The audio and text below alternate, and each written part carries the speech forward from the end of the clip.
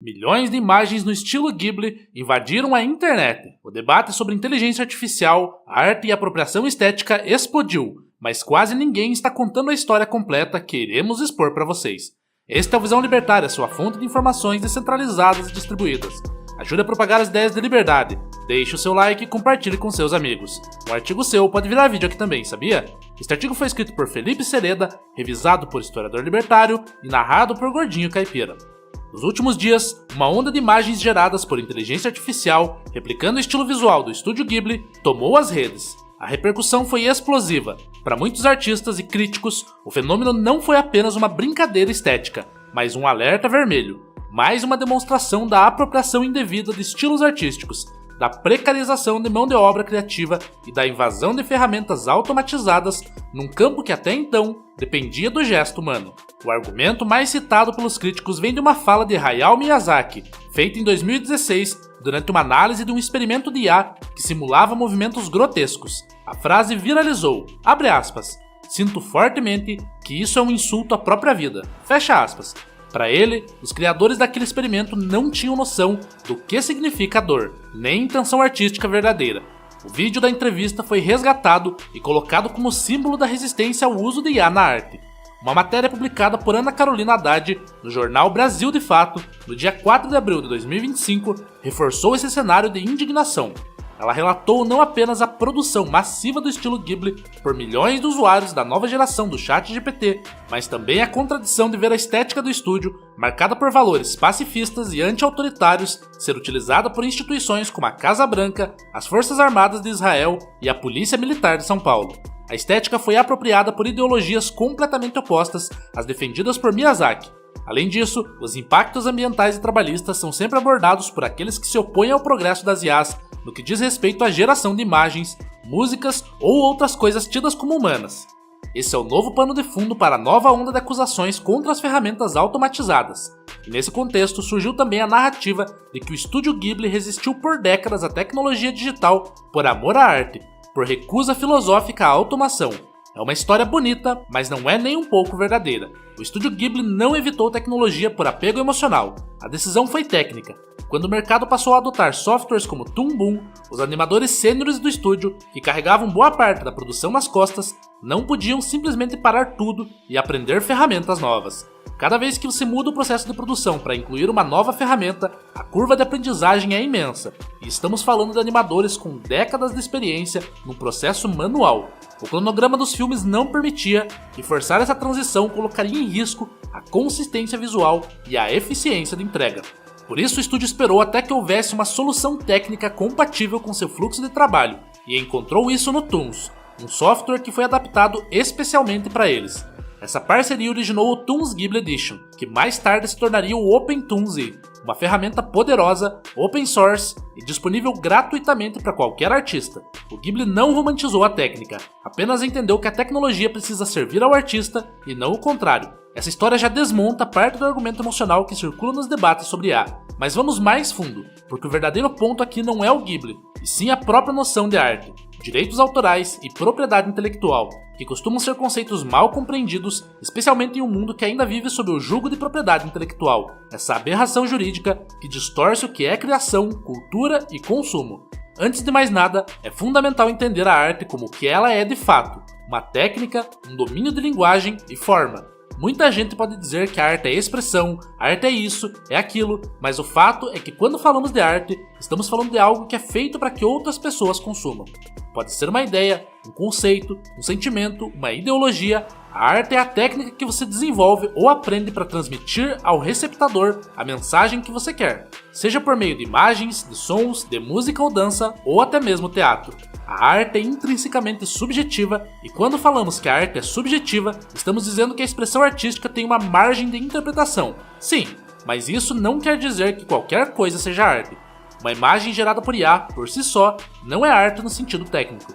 É uma peça gráfica.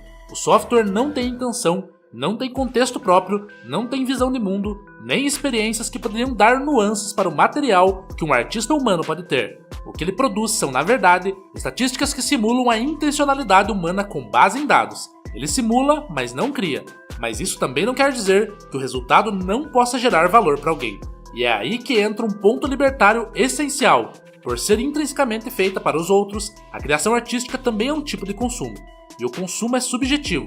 Um consumidor não precisa justificar por que gosta de algo. Se uma peça gráfica criada por IA agrada a ele mais do que uma feita por um artista humano, essa preferência deve ser respeitada, mesmo que o resultado não seja arte no sentido técnico.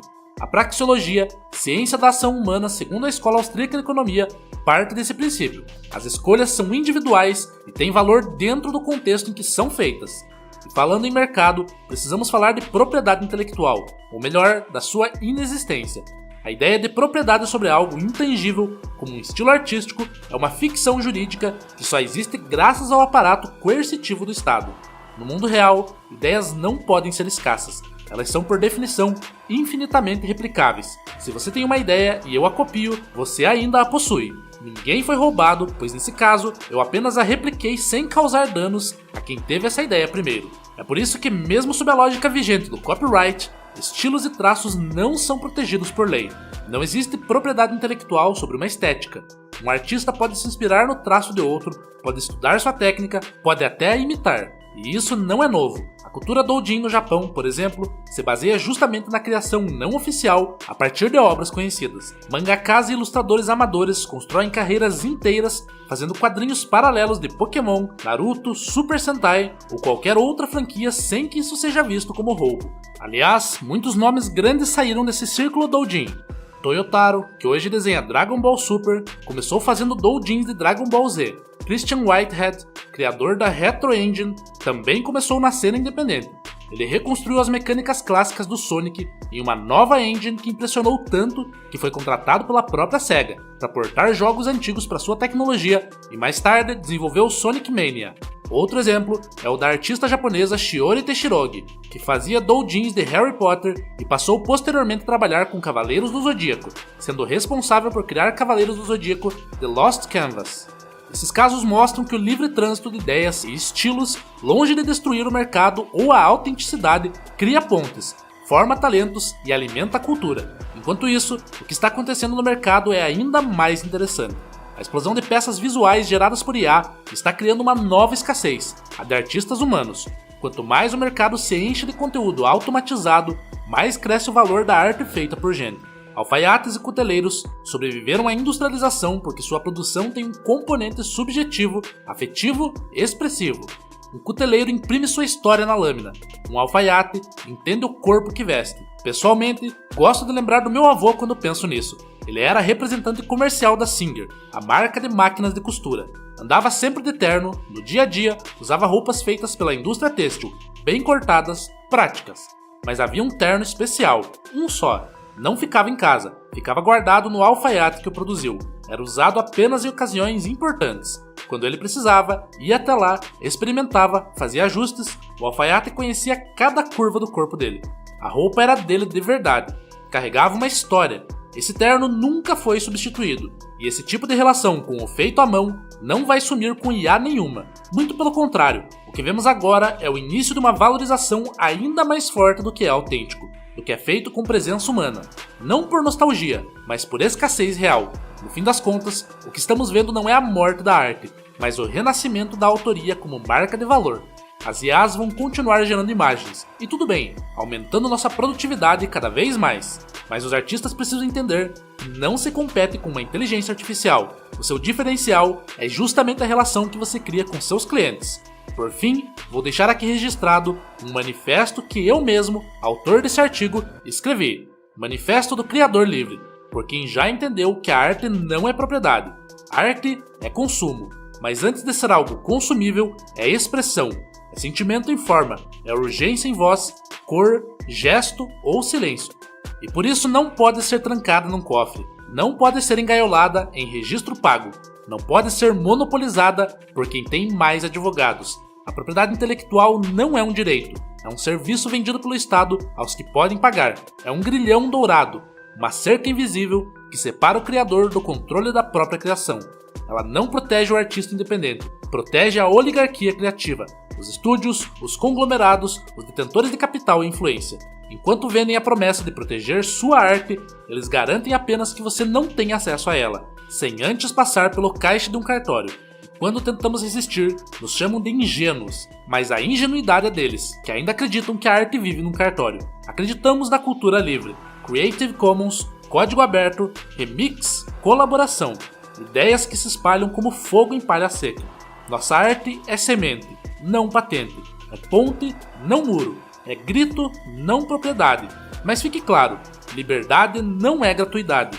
Arte, mesmo livre, não nasce do nada. Requer tempo, estudo, dedicação, esforço emocional. Para nós, arte é expressão, é paixão, é vocação. Para o público, arte é consumo. E se ela é valiosa para você, apoie quem a cria. Compre, comissione, compartilhe, divulgue, vá a shows, aos lançamentos, aos eventos. Não por obrigação, seja ela legal ou moral, mas porque a arte que te toca merece ser sustentada. Prestigie, incentive, apoie, celebre o artista que você admira, pois defender a extinção da propriedade intelectual não é condenar o artista à fome. Pelo contrário, é romper um sistema que o explora e construir outro que o valorize de verdade. Somos os criadores que recusam o trono, que rasgam contratos e assinam com alma. Nossa arte é livre, mas não é descartável. É de todos, mas também é o que nos sustenta. Obrigado pela audiência. Este é um canal colaborativo. Participe você também. Cadastre-se agora mesmo no nosso site visãolibertaria.com e envie os seus artigos por lá. Os colaboradores recebem recompensas em Bitcoin. Inscreva-se no canal e clique no botão da campainha para ser avisado de novos vídeos. Até a próxima!